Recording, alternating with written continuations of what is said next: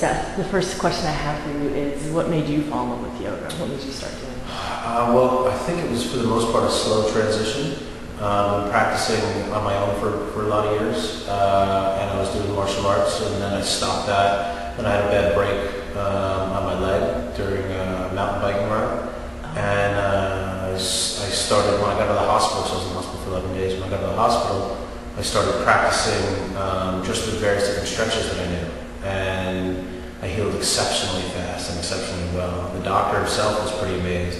And he had said it attributed to a couple things. One, I was healthy when it happened. Two, he was an excellent surgeon. And three, the fact that I was practicing essentially yoga postures. And it was a very, very healing process for me in a lot of different ways. It made me feel much better just from being in a hospital bed for 10, 11 days, and it's painful. Or bed for 10, 11 days is painful. So it was great. And then it was a slow transition from there. I started with one style, which was Ojibwe yoga, and then I did teacher training with them, which was awesome. And then I found Baptiste yoga, and that really met my personality more because it's a much more spirited, flowing type of Vinyasa practice that is hot, and it's a good workout. And they also focus on the mind-body connection, but they don't get lost in a lot of the mumbo jumbo that's out there. That for many of us, it's not really that relevant. I'm not looking for too much of the spiritual aspect.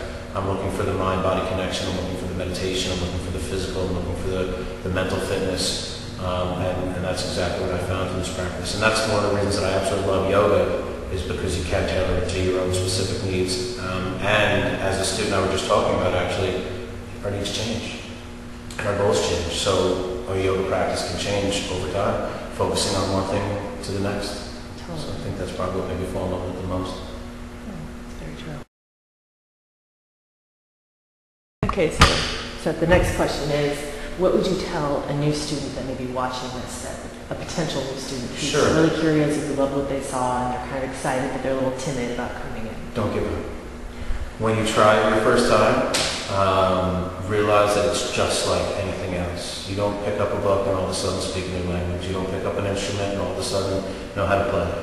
It's just like anything else. But if you've got a goal in mind and you've got intentions in mind and you're determined to reach those goals, you can.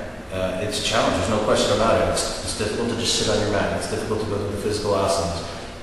Mentally, physically, emotionally, spiritually. It's all very challenging. But you just can't give up. You gotta keep going. And then you find this bliss. You can find this amazing place. And you know what? That goes away too. It comes and it goes and it comes and it goes.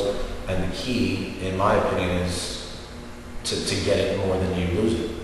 So it's just a continuation. It's a continual practice over and over again. It's a lifelong path. We're not just going to come to them and be awesome.